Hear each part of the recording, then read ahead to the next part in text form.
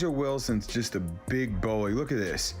Throws Lexi Hull on the ground. Everything she does is illegal. Look at this one. A moving screen and then pushes Lexi Hull. Do you think they ever call a foul on A'ja Wilson? That wasn't a rival coach. That wasn't a disgruntled fan. That was a league MVP, a cornerstone player, drawing a line in the sand and declaring war. For weeks, the story has been framed as a simple playoff battle, the Indiana Fever versus the Las Vegas Aces. But that's the story they want you to follow. Many of you watching, the real narrative analysts, have been connecting the dots on a much bigger, much more dangerous story for weeks. And you were right. This isn't about one game or one controversial series. This is a civil war for the soul of the WNBA. A rebellion is brewing, pitting coaches, star players, and an enraged fan base against a league office that appears to value silence and control over the integrity of the game itself. Today, we filter out the noise of the box scores to expose the truth. We're going to show you how one chaotic playoff game became the spark that lit the fuse, how rival coaches formed an unprecedented alliance against their own league, and how the players themselves have now joined the fight, threatening to burn down the very institution they helped build. This is the story the WNBA doesn't want told. If you believe in digging deeper and demanding accountability, then show your support for this investigation right now by hitting that like button. It's a signal that tells us you want the truth, not just the talking points. All right, let's get into the battle plans. Every war has a flashpoint, a single event where simmering tensions finally boil over into open conflict. For the WNBA, that moment was Game 2 of the semifinals between the Indiana Fever and the Las Vegas Aces. The official record says the Aces won 90-68, but anyone who watched the game knows that wasn't basketball. It was chaos, orchestrated by whistles. A staggering 41 fouls were called, with 16 in a single quarter, effectively grinding the game to a halt. The Fever, a team built on rhythm and flow, were systematically suffocated by endless stoppages and a tidal wave of free throws for the Aces. The competitor videos you've seen focused on A'ja Wilson's physicality and Lexi Hull's incredible toughness playing through a back injury. And that's part of the story, for sure. But it's just the frontline battle. To understand the real war, you have to look at who was giving the orders. The perception from fans wasn't just that calls were being missed. It was that the game was being actively managed to produce a specific outcome. But this frustration wasn't isolated to the Indiana locker room. This single, chaotic game was just the symptom of a league-wide disease, and it was about to trigger the first open act of rebellion. To understand why this one game became the flashpoint, you have to realize it wasn't an isolated event. It was the culmination of a crisis that had been boiling over for weeks, and the first person to truly go public, to fire the first shot in this war against the league office, wasn't even in that series. It was Cheryl Reeve, the head coach of the top-seeded Minnesota Lynx.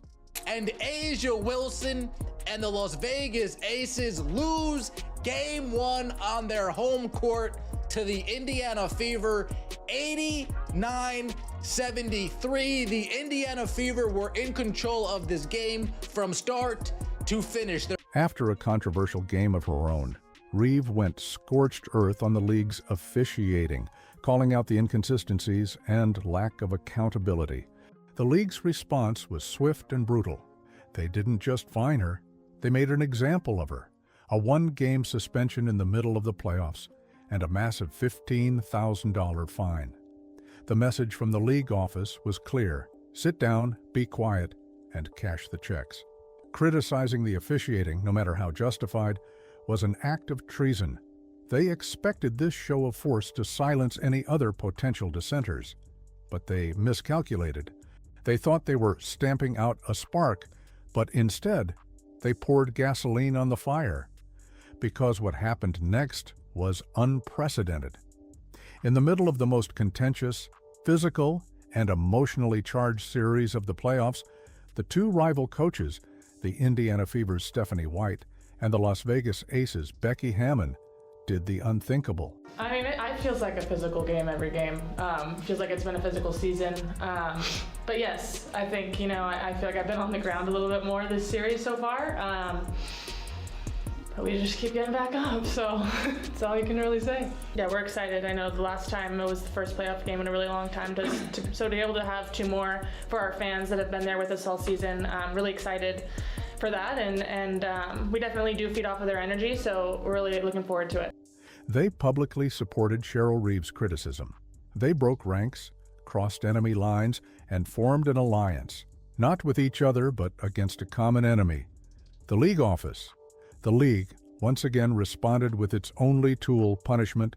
Both White and Hammon were hit with $1,000 fines for their comments, but the damage was done. The rebellion was no longer a one-woman protest, it was an organized front, and the most damning piece of evidence came from the coach who was supposedly benefiting from the chaos.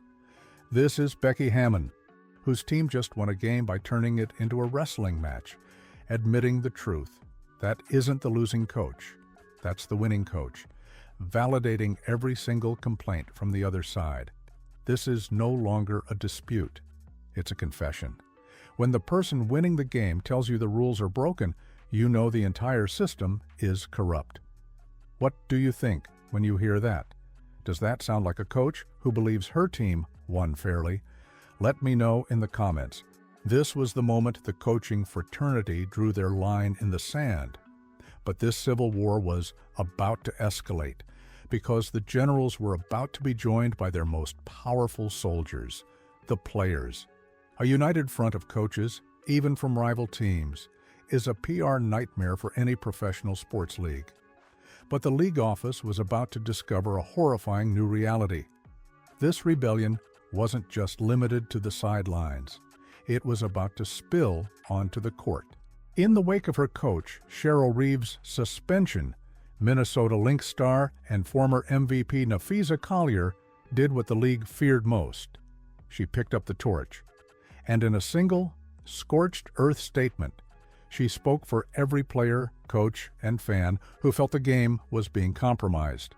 So why don't you think you were able to find any flow, and when that was the case, what are you trying to do to jumpstart things, maybe on the defense? Well, it's hard for us to find flow when there's a foul call every 10 seconds. I mean, it just really is. And when they're at the free throw line, we can't get up and down the floor, and that's a challenge.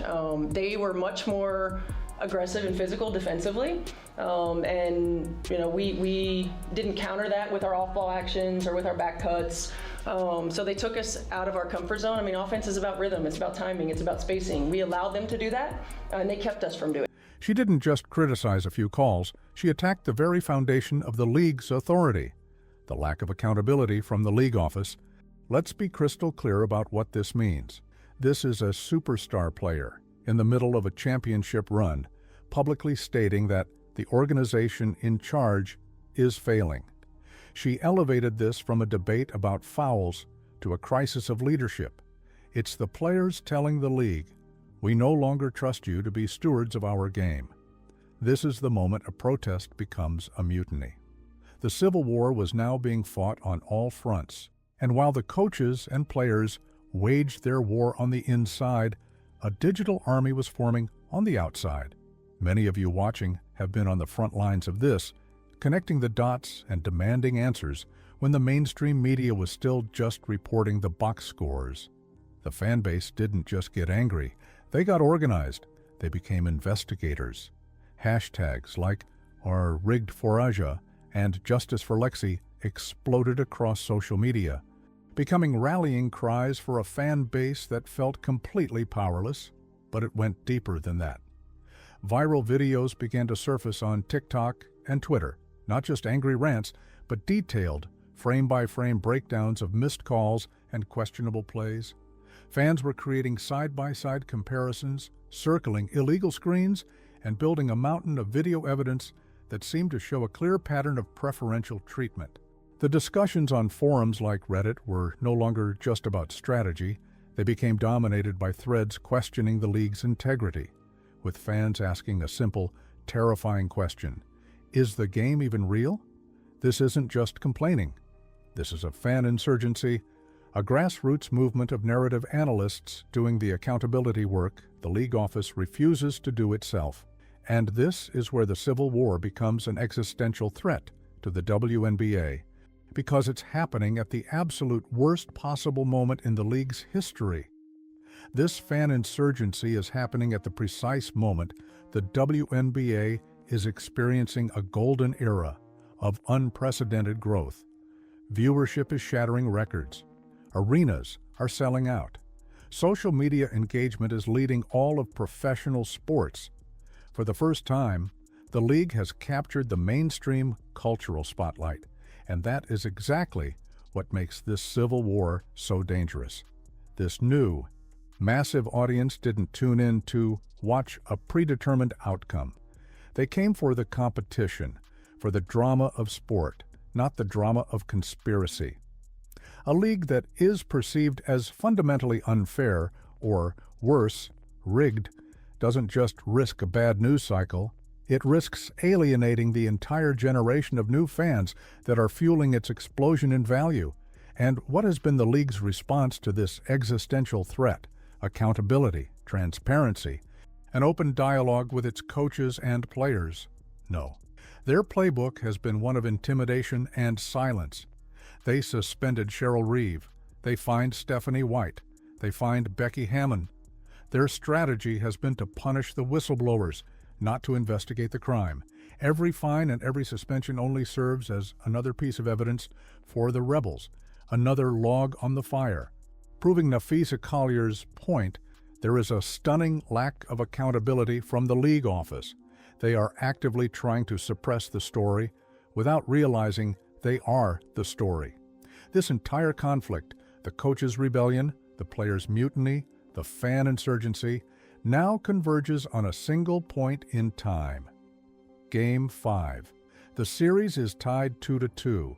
The Indiana Fever, decimated by injuries and fueled by a sense of injustice, have battled their way to a final winner-take-all showdown in Las Vegas. But this is no longer just a basketball game.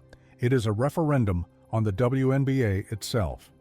Every single person watching will be a juror. The players on the court will be the witnesses, and the 3 officials holding the whistles will be the defendants.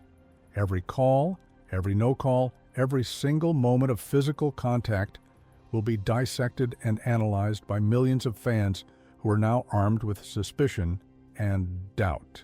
The question is no longer simply who will win the game, but will the game be allowed to be won? The Indiana Fever and Las Vegas Aces will play a basketball game. One team will win and one will go home. But that is no longer the real story. The real story is the Civil War that this series has exposed to the world. It's a war fought not for a trophy, but for the very soul of the league. On one side, you have the rebels, a unified front of coaches, superstar players, and a massive, mobilized fan base, all demanding fairness and accountability, and on the other, a league office that has, at every turn, chosen secrecy and punishment over transparency. The battle for the WNBA's future won't be decided by the final score of Game 5, but by who wins this fight for integrity. The league's golden era hangs in the balance. So what's your take on all this? Who do you think holds the power to end this civil war and save the WNBA's future? Is it the league office that needs to finally admit its mistakes? Or is it the rebels, the coaches, players, and fans who must continue to fight for the change they want to see? Let us know your strategy in the comments below. The fallout from this crisis is far from over. We will be tracking every move the league office makes and every statement from the players and coaches on the front lines. Make sure you are subscribed with notifications on AWA so you don't miss the next chapter in this fight for accountability. And finally, if you have a friend who only saw the headlines about the game, share this video with them. Every fan deserves to be in on the real conversation about the future of the league.